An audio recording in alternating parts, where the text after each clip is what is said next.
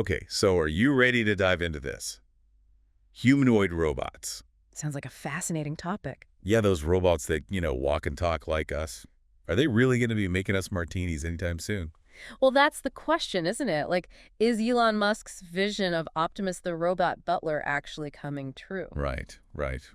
We're going to try to unpack that today using this really cool commentary we found from Bloomberg Opinion's Thomas Black. It's on CNA. They took a close look at that recent Tesla event. You know, the one with Optimus? Oh, yeah, the one where they had the robots, like, dancing around and serving drinks. Yeah, Yeah. exactly. For a minute there, I thought the future was here. But then, But then, it turns out those robots weren't exactly doing all that on their own. uh, Humans were controlling them. so kind of a letdown. A little bit, yeah.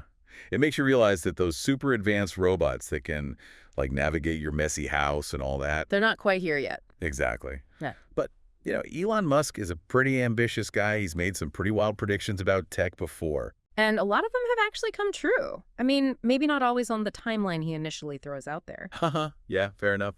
But, even if a robot butler isn't right around the corner, there are some other really interesting applications for these humanoid robots, right? Absolutely, yeah. The industrial world is where things are really starting to heat up.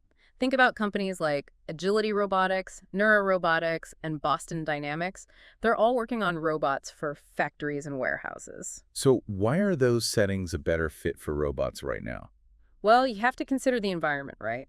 Factories and warehouses, they're pretty predictable. You have routines, you have set tasks, less chaos than your average home, let's say. Makes sense. So it's not just about a robot being able to do something physically, but also about doing it reliably and safely, especially when there are human workers around. Exactly. Safety is absolutely paramount, right? There's still some pretty big challenges to figure out there. Yeah, like that story they talked about in the article, the robot from Agility Robotics.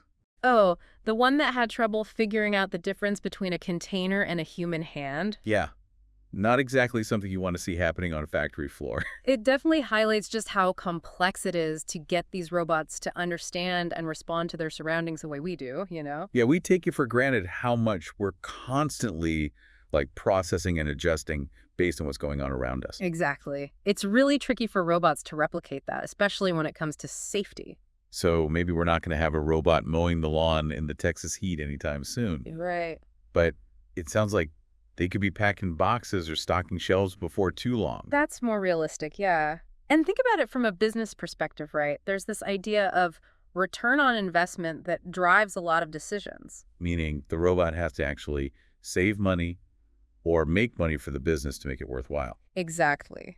They usually expect that payback within a couple of years. So for now, those industrial settings are where it makes the most sense. So cost is a big factor. But what else plays into it? I mean, what are the major costs involved in developing and deploying these robots?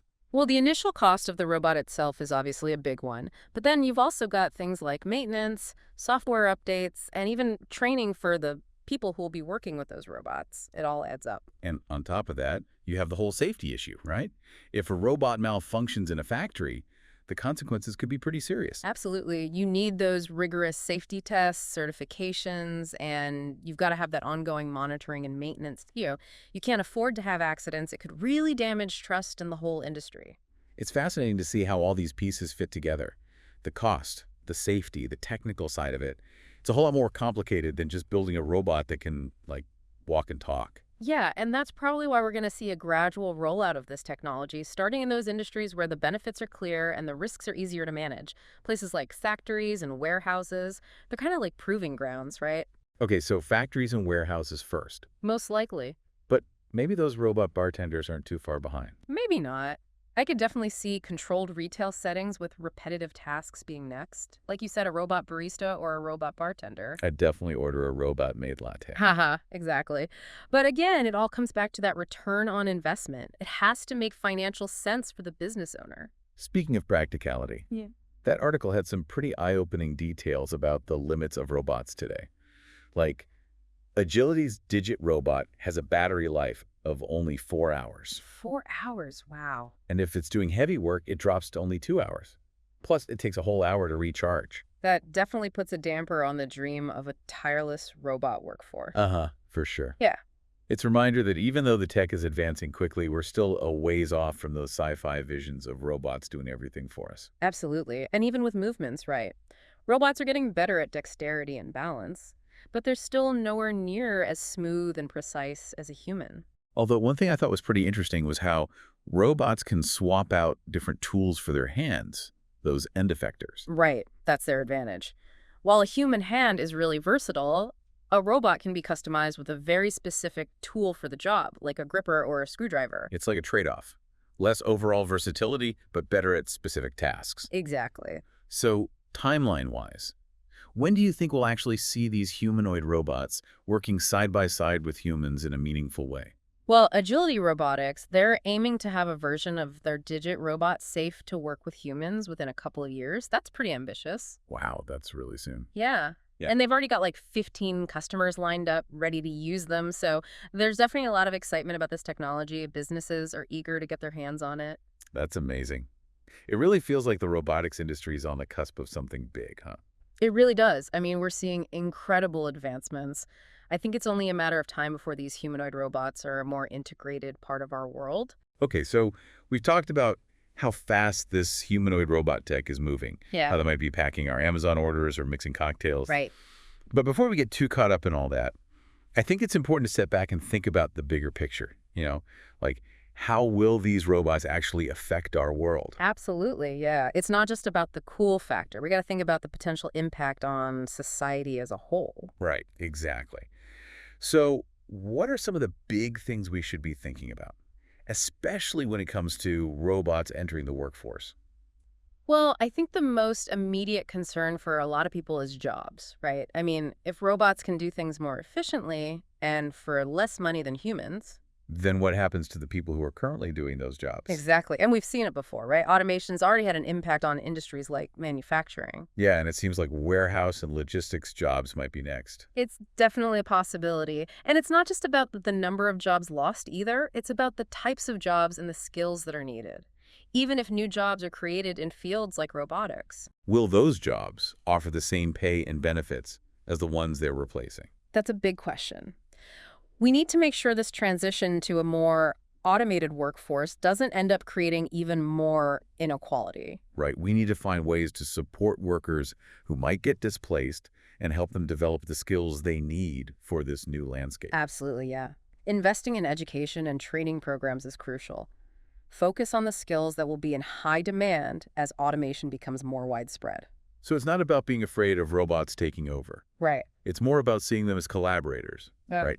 Like maybe they can handle the stuff that's repetitive or dangerous, and then humans can focus on things that require, Are uniquely human skills. exactly. It's the ideal situation, Yeah. definitely. But it's going to require some careful planning to make sure the transition is as smooth as possible. And we can't forget about the safety issue either. Oh, yeah. Safety is huge. Remember that incident we talked about with the Agility Robotics robot? The one that couldn't tell the difference between a hand and a container. Yeah. It's a pretty stark reminder that things can go wrong, even in those controlled environments we were talking about.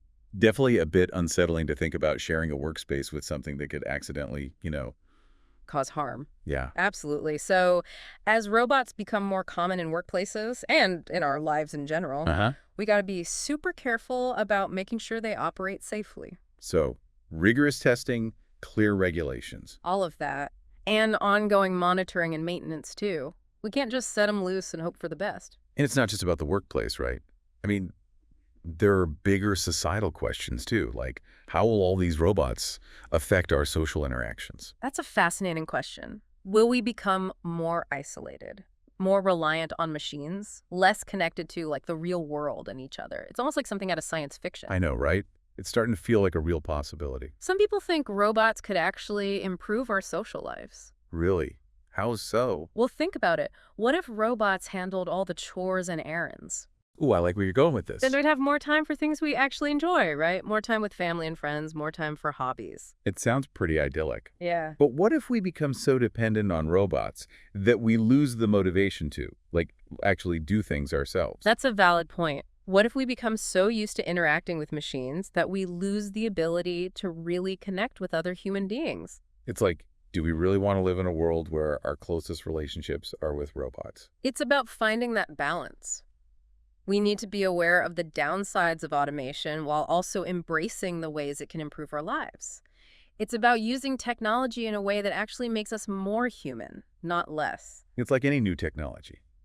There are always unintended consequences. We think we have it all figured out, and then bam, something unexpected happens. It's true. That's why it's so important to have these open and honest conversations about the potential impact of robots before they're so embedded in our lives that it's too late to change course. Right, we got to figure out how we want to live with these robots, how to integrate them into society. In a way that benefits us without compromising our values or, our humanity. Yeah, exactly.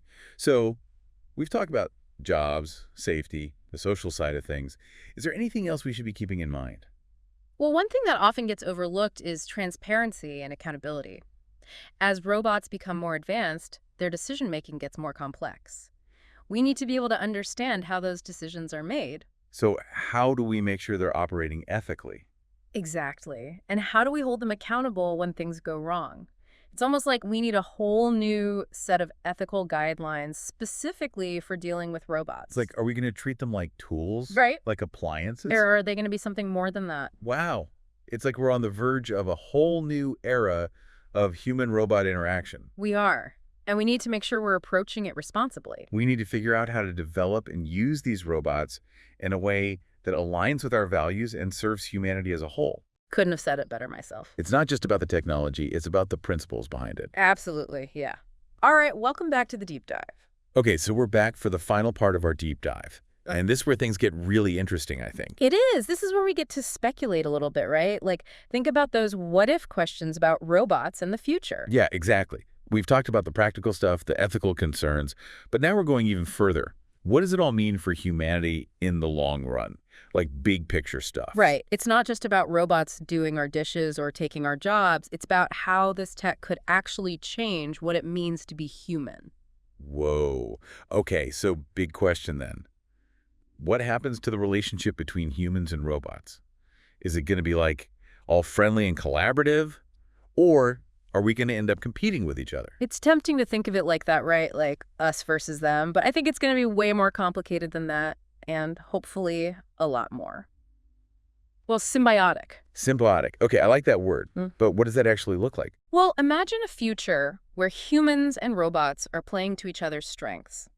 Robots are amazing at tasks that are repetitive, dangerous, things that need extreme precision.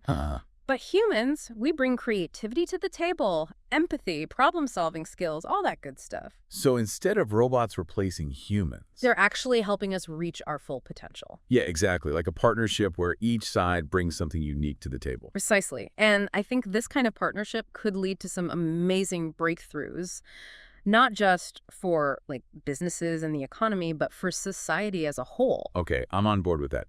But give me some examples, like how could this actually work in real life? Sure. So think about healthcare, for example. Robots could be assisting surgeons during those super complicated surgeries, making them less invasive and more precise. Wow. Or they could be helping elderly patients, monitoring their health, keeping them company, helping them stay independent. That would be incredible, especially as the population ages. Exactly. It could totally change how we approach healthcare. What about other areas? Education. Robots could be like personalized tutors, adapting to how each student learns best, helping them with specific challenges. So not replacing teachers, but like giving them superpowers. Exactly. Yeah. And then there's manufacturing and construction. You could have robots doing those tough, dangerous jobs while humans are in charge, making sure everything runs smoothly, using their expertise to solve problems. Okay, so a safer, more efficient workplace for everyone. I could definitely see the appeal there. Right. And in our everyday lives, imagine robots taking care of all those boring chores. Groceries, laundry, cooking. Oh yeah, I could definitely get used to that. It would free up so much time for people to do things they actually enjoy. Okay, this future's starting to sound pretty good. But there's got to be a catch, right? Well, the biggest thing to remember is that this future isn't set in stone. It really depends on the choices we make today. So what can we do to make sure we're heading in the right direction? How do we ensure this tech is actually used for good? Well, first things first, we've got to put ethics front and center. We have to make sure robots are designed to help humans, not control us or replace us. Right, like we need to be really thoughtful about how we integrate them into society, making sure they enhance our lives without compromising who we are. you know. Exactly. We also got to focus on education and training so people have the skills they need to work in this new world alongside robots. A world where things like creativity and problem solving are more important than ever. So instead of being afraid of robots, we should see them as like, Partners in progress. yeah, tools that can help us build a better future for everybody. I love that. And I truly believe that's the mindset we need to embrace. It's all about focusing on the possibilities, the good that can come from this tech, instead of just getting caught up in the fear, right? Absolutely. Yeah. It's about working together, humans and robots, to create something truly amazing. Wow. So I think we've covered a lot of ground here today, haven't we? From the nuts and bolts of how robots work to the ethical dilemmas and all the way to these really big philosophical questions about the future of humanity. It's been quite a journey. It really has. And it's made me think about what kind of future I want to see. What kind of world do we want to build with this technology? What role do we want robots to play in our lives? It's something we all need to be thinking about. So thanks for joining us on the deep dive. Until next time.